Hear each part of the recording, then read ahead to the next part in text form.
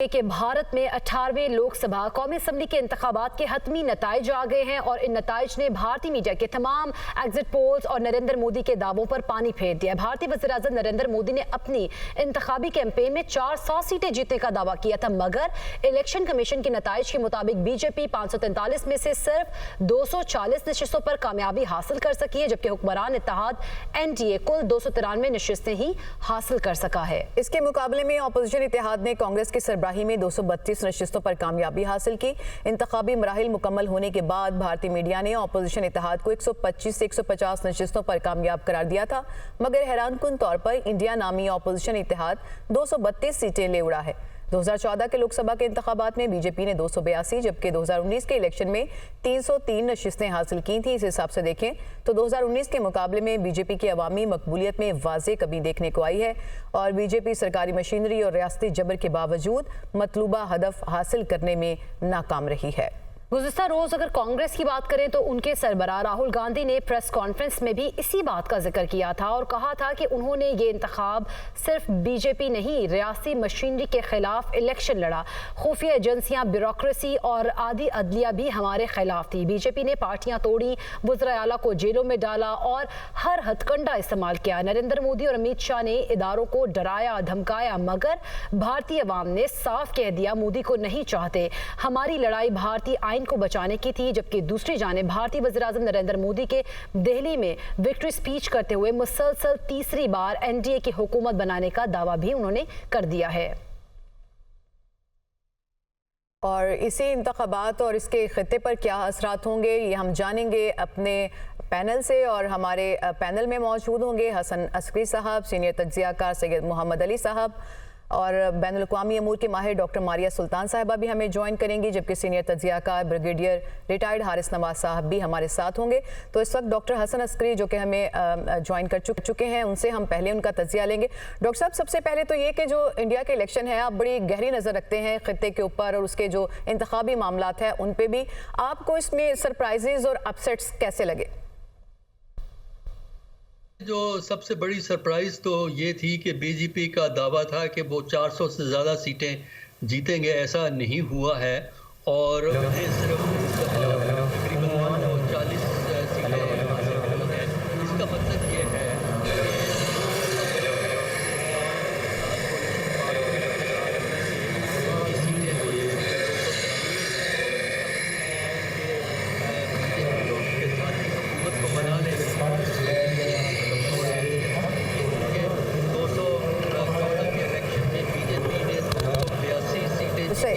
Doctor Hasan साहब, आप हमारे साथ ही मौजूद रहिएगा। थोड़ा सा सुनने में हमें आपको मसला है तो आपसे दोबारा से रब्ता करेंगे ताकि हम आपको क्लियरली सुन सके। मीनवाइल हम डॉक्टर मारिया सुल्तान साहिबा की तरफ चलते हैं। डॉक्टर साहिबा, आपको कैसा लगा जो तवक्को की जा रही थी बीजेपी की जानिब से, 400 सीटों के वो दावे कर रहे थे, वो तो हासिल नहीं हो सके। अगरचे वो गवर्नमेंट बनाने में कामयाब हो जाएंगे तो इस तरह मजबूत गवर्नमेंट तो नहीं होगी। क्या चैलेंजेस होंगे मोदी की गवर्नमेंट को इस दफ़ा अगर वो प्राइम मिनिस्टर बन भी जाते हैं तो? देखिए, ये एक बहुत बड़ा अपसेट है बीजेपी की गवर्नमेंट के लिए, क्योंकि उनका ख्याल था कि जैसे आपने कहा कि वो 400 से ज़्यादा सीटें लेंगे, लेकिन जो उनकी विक्ट्री आई है वो तकरीबन 240, और जबकि इसके मुकाबले में जो इंडिया जो उनका अपोजिशन अलायंस है वो तकरीबन 232। इसका मतलब है कि दर हकीकत जो फ़र्क है वो तकरीबन 7 सीटों का है। बाकी जो हैं वो बीजेपी की इत्तेहादी पार्टीज़ हैं। ज़ाहिर है वो इत्तेहादी पार्टीज़ जो है आप देखेंगी कि वो किस साइड के ऊपर जो है जाते हैं और उसकी क्या कंसेशंस होती हैं। दो मेजर जगहों के ऊपर जो है बीजेपी को जो है अपसेट हुआ है, एक उत्तर प्रदेश के अंदर और दूसरा वेस्ट बंगाल के अंदर, जहां उनकी 66 सीट्स के बजाय तकरीबन 33 जो है सीटें वो हासिल करने में कामयाब हुए हैं एक तरफ, और दूसरी तरफ जो है इसी तरह बतदरीज उनके अंदर जो है कमी आई है।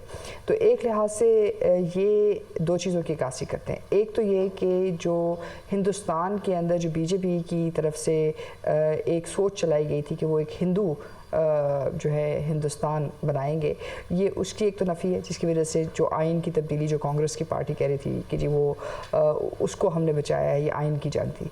लेकिन इसके साथ साथ जो चैलेंज ये है कि जाहिर सी बात है, इसका मतलब ये कि बीजेपी की जो हुकूमत है वो अंदरूनी तौर के ऊपर, वो तदाखली तौर के ऊपर वो तमाम चीज़ें मैनेज नहीं कर सकी जो ये समझ रही थी।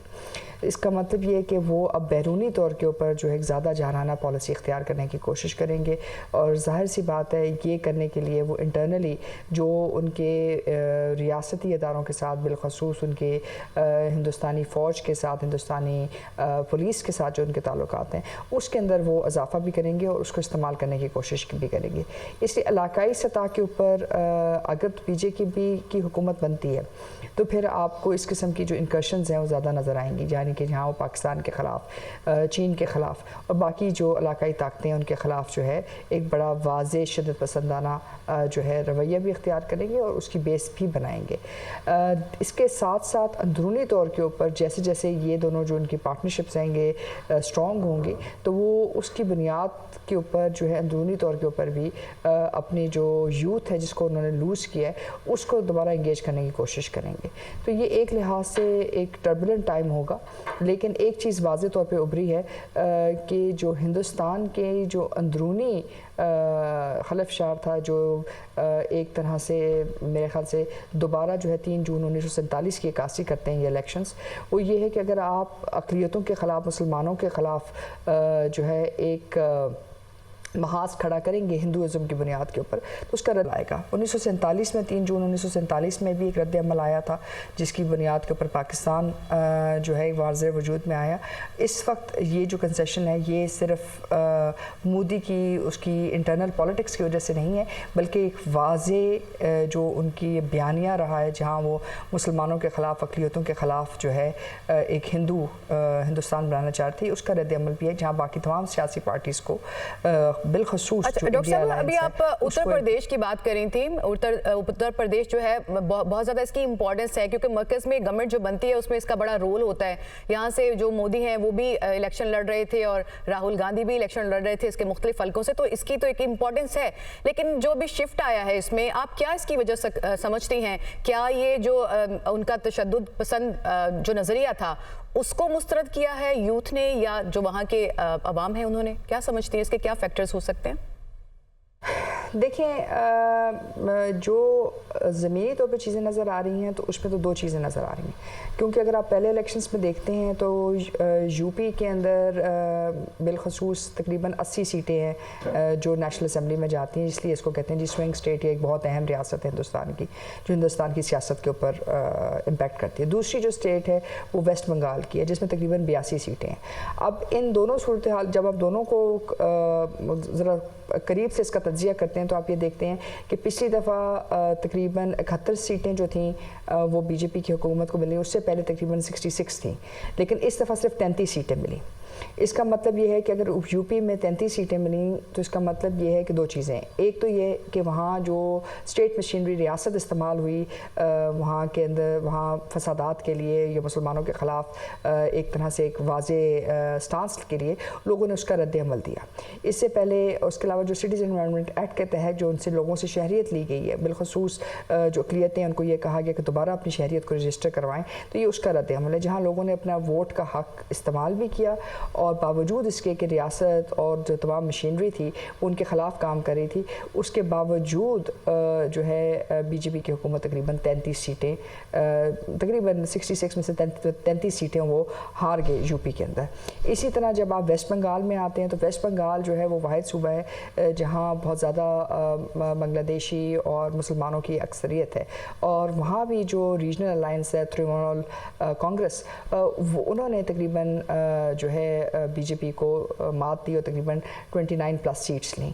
तो इसका मतलब ये है कि वहाँ भी एक रद्द अमल आया, क्योंकि अगर एक रद्द अमल आया डॉक्टर साहब, लेकिन अगर हम देखा जाए तो अब हमारे साथ ही रहेगा, हमारे साथ जो है हमें शामिल गुफ्तगू करेंगे हसन अस्करी साहब को भी। हसन अस्करी साहब, अगर हम देखें ओवरऑल सिचुएशन, हसन अस्करी साहब से भी हम बात करेंगे। सैयद मोहम्मद अली साहब हमारे साथ मौजूद है, सीनियर तज्जियाकार, उन्हें भी शामिल गुफ्तगू कर लेते हैं। अली साहब, अगर देखा जाए सिचुएशन को, अगर नताइज को देखा जाए तो नरेंद्र मोदी जो हैं वो तीसरी बार जो है सियासी पार्लिमानी इंतखाबात जीतने के बाद पहले सियासी लीडर बनने जा रहे हैं जवाहरलाल नेहरू के बाद। अब सिचुएशन ये है कि वो जिस तरह से दावे कर रहे थे कि अक्सरियत में आएंगे, 400 सीटें लेंगे, लेकिन उस तरह से वो अब हुकूमत नहीं बनाने जा रहे। तो अब क्या फैक्टर्स होंगे? और अहम सवाल यहाँ पर यह पैदा हो रहा है कि मोदी जो है वो तीसरी बार वज़ीर आज़म बनेंगे भी या फिर कोई और ऑप्शंस भी ज़ेरे गौर आएंगी? देखिए, आपने अहम सवाल किया। इसका 3 पहलुओं से जवाब दिया जा सकता है कि बुनियादी तौर पे ये जो इलेक्शन के नताइज हैं ये 3 चीज़ें साबित करते हैं। पहली बात ये कि उसका जो नज़रियाती पहलू है, सियासी हिकमत अमली है और जो माशी प्रोग्राम उन्होंने चलाया या ऑफर किया, उन तीनों के हवाले से जो क़दामत परस्त और इंतहा पसंद हिंदू हल्के हैं उनमें तो उनकी एक लॉयल कॉन्स्टिट्यूंसी मौजूद है। अलबत्ता जो उनकी कोशिश थी सियासी हिकमत अमली के तहत कि वाइडर जो पॉलिटी है उसमें से भी हमदर्दी और सपोर्ट हासिल करें, वो नाकाम होती हुई नजर आई है।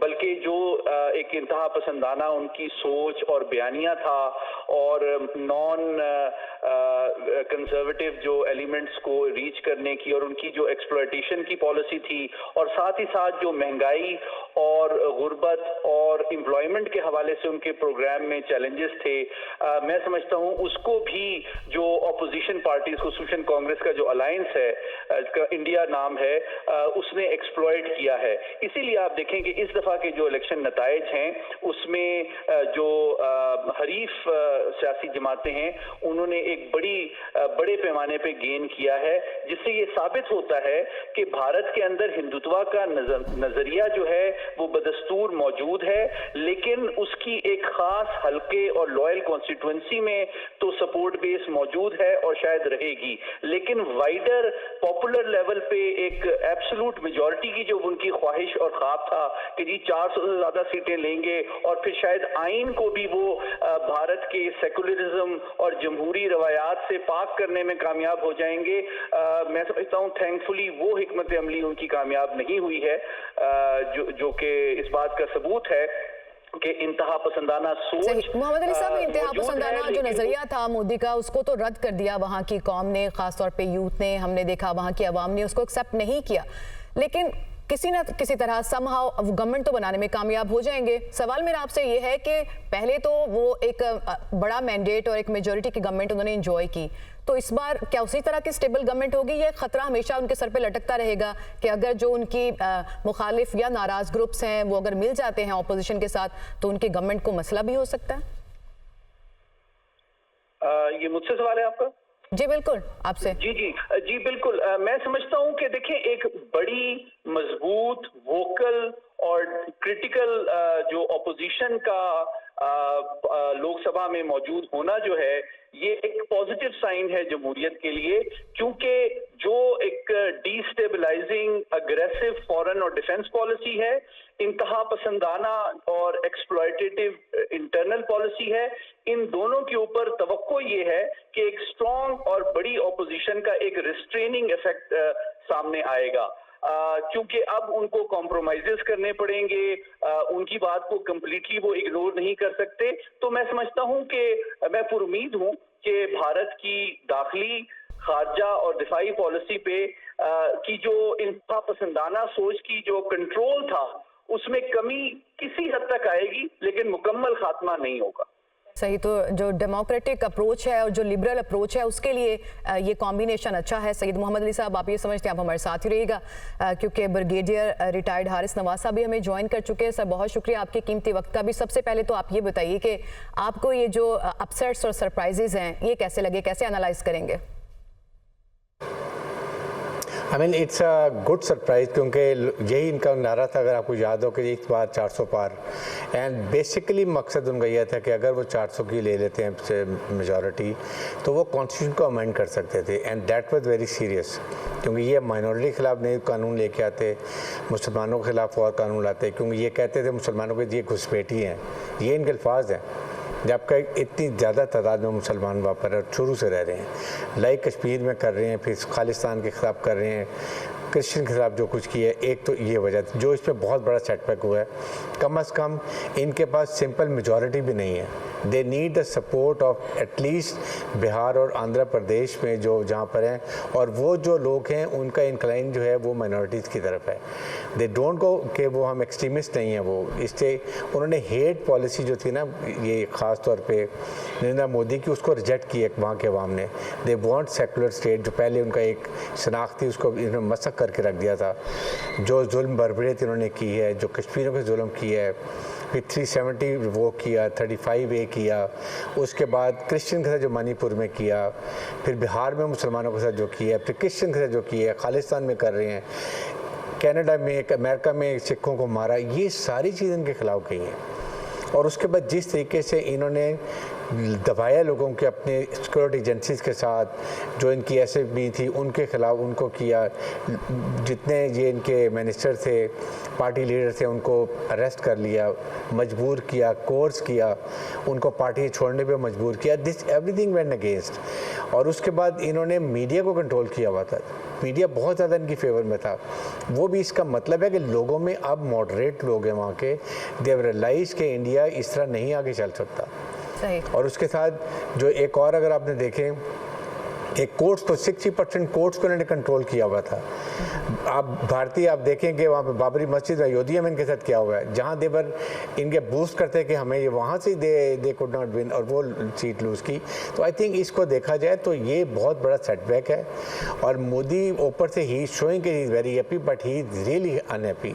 ये जो 4 का टोला है इनका, जिसमें अमित शाह है, राजनाथ सिंह है, अजीत डोभाल है और नरेंद्र मोदी, ये जिस स्टेज पे लेके जा रहे थे और ख़ास तौर पे हिंदुत्व के साथ और RRS के साथ जो मिलके कर रहे गुंडों के साथ, वो मेरे ख्याल में उनकी पब्लिक ने रिजेक्ट कर दिया, जिसकी वजह से ही will have to be back foot. और अभी इनमें काफ़ी और they have learned their lesson. तो अब आप समझते हैं कि अपनी इन पॉलिसीज़ को रिविजिट ये करेंगे या इनको करना पड़ेंगी, specially when it comes to maintaining their relationship Pakistan के साथ या जो इनके नेबरिंग कंट्रीज हैं?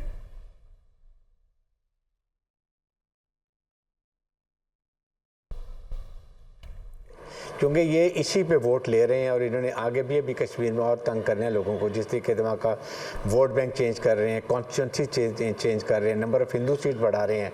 वो भी देखने की बात है कि वो कितना ज़्यादा फ़र्क करना चाहते हैं। एक्चुअली अल्टीमेटली वहाँ पर अपना चीफ मिनिस्टर वो हिंदू लाना चाहते हैं अपनी पार्टी का, ये उनके डिज़ाइन है। लेकिन इसके लिहाज से अब उनको कहीं ना कहीं रिविजिट करना पड़ेगा, सोचना पड़ेगा, क्योंकि जितनी उनकी इकनॉमिक पॉलिसी, मुआशी पॉलिसी, वो भी उनकी जो है ज़्यादातर मिडल, वो अपर क्लास के लिए थी। लोअर क्लास, मिडिल क्लास को उन्होंने कोई नहीं पूछा, इसलिए उनका वोट इनके खिलाफ गया। तो आई थिंक इसको देखते हुए ज़रूर रिविजिट करेंगे, लेकिन पाकिस्तान के साथ दुश्मनी, पाकिस्तान के खिलाफ जो कुछ वो कर रहे हैं, टेररिज्म कर रहे हैं, फाइनेंशियल टेररिज्म कर रहे हैं, ये चीज़ों को वो कमी नहीं आएगी। और पाकिस्तान को भी इस बात को बहुत सोचना पड़ेगा उनसे मुज़ाकरत से पहले कि क्या कश्मीर के इशू को हमने देखना है कि क्या कश्मीर के इशू को उन्होंने रिजॉल्व किया, उनकी पॉलिसी क्या आती है। अदरवाइज अगर हम उनसे नेगोशिएट करेंगे दैट मीन वी एक्सेप्ट कि कश्मीर जो उन्होंने किया वो ठीक है। सही है। हमारे साथ ही रहिएगा हारिस नवाज साहब, हसन अस्करी साहब को भी शामिल गुफ्तगू करते हैं। हसन अस्करी साहब, आप क्या समझते हैं? हसन अस्करी साहब को भी हम शामिल गुफ्तगू करेंगे। डॉक्टर कमर चीमा हमारे साथ मौजूद हैं। बहुत शुक्रिया आपके वक्त का। सबसे पहले तो ओवरऑल अगर हम इन इलेक्शन की बात करें, इंडियन इलेक्शन की, आप इन इलेक्शन को कैसे देखते हैं? आप नहीं समझते कि मोदी की जो हुकूमत थी, जिस तरह के उसने रिजल्ट्स एक्सपेक्ट किए थे और जो रिजल्ट्स अब आए हैं, उसको सेटबैक हुआ एक? बहुत शुक्रिया। देखें, पहली बात तो ये है कि नरेंद्र मोदी की जो पार्टी भारतीय जनता पार्टी है वो 245-46 सीटों के साथ आज भी इनकम्बेंसी फैक्टर होने के बावजूद, मतलब 10 साल रूल के बावजूद आज भी वो 246 सीट्स ले गई है, जिसको कांग्रेस पार्टी ये कह रही है बिकॉज के खौफ था, मीडिया में बहुत ज़्यादा पैसा लगाया गया था और जो सबसे बड़ी बात है कि जितनी भी स्टेट मशीनरी थी वो इस्तेमाल की गई। आधी जुडिशरी जो है वो नरेंद्र मोदी के साथ थी, ऑपोजिशन पार्टीज को जेलों में डाला। तकरीबन वो 246 सीट्स इस सारे ताकत के साथ ले गए हैं, यानी कि उन्होंने डिलीवर भी किया और अपनी ताकत का भी इस्तेमाल किया। लेकिन जो सबसे इंपॉर्टेंट चीज़ थी वो ये थी कि जो उनका हिंदू हार्टलैंड है, जो सबसे इंपॉर्टेंट प्लेस है, जो महाराष्ट्र है, जो यूपी है, ये ऐसे एरियाज थे जहां पे वो सोच भी नहीं रहे थे कि वो कभी हारेंगे, वहां पे वो पूरे का पूरे इलेक्शन हार गए। इसका मतलब ये है कि नरेंद्र मोदी जो रिलीजियस माइनॉरिटीज और उसके साथ साथ जो लोअर कास्ट थे, जो छोटी जातें थी और जो रिलीजियस माइनॉरिटीज थी, उनके अंदर जो खौफ डल चुका हुआ था कि उनके बारे में जो कॉन्स्टिट्यूशनल जो प्रोटेक्शंस हैं वो छीन ली जाएंगी। सो कांग्रेस पार्टी ने लोगों के अंदर ये खौफ डाला और लोअर कास्ट ग्रुप्स के अंदर और रिलीजियस माइनॉरिटीज के अंदर, जिसमें मुसलमान भी है, कि अगर बीजेपी जीती है तो ये आपके लिए बहुत बुरा होगा। सो इसी चीज का उन्होंने सहारा लिया। एक तो एरोगेंस थी बीजेपी की, दूसरा जो माइनॉरिटीज के साथ जुल्म ज्यादती। और ये वही देखें, ये वो इलाका है अयोध्या जहां पे वो समझ रहे थे कि हमने अगर मस्जिद गिरा के मंदिर बना दिया तो लोग हमें देंगे वोट। वहां के लोगों ने ये जो हिंदू नेशनलिज्म के बेस के ऊपर जो वोट था उसको रिजेक्ट किया। हाँ, इंडिया के लोग सामने आए हैं कि ठीक है, नरेंद्र मोदी ने अगर डेवलपमेंट की है तो हम उसको सपोर्ट तो देंगे। जो बयानियां बनाने की कोशिश की गई थी, नेशनलिज्म का, मजहब को इस्तेमाल किया गया था अपने जो रिजल्ट्स हैं अपने हक में हासिल करने के लिए, वो कामयाब नहीं हो सका और मोदी शायद एक बार फिर वज़ीर-ए-आज़म बनने के लिए तो वो क्वालिफाई कर जाएं, लेकिन इस दफ़ा उनके लिए बहुत से चैलेंजेस होंगे।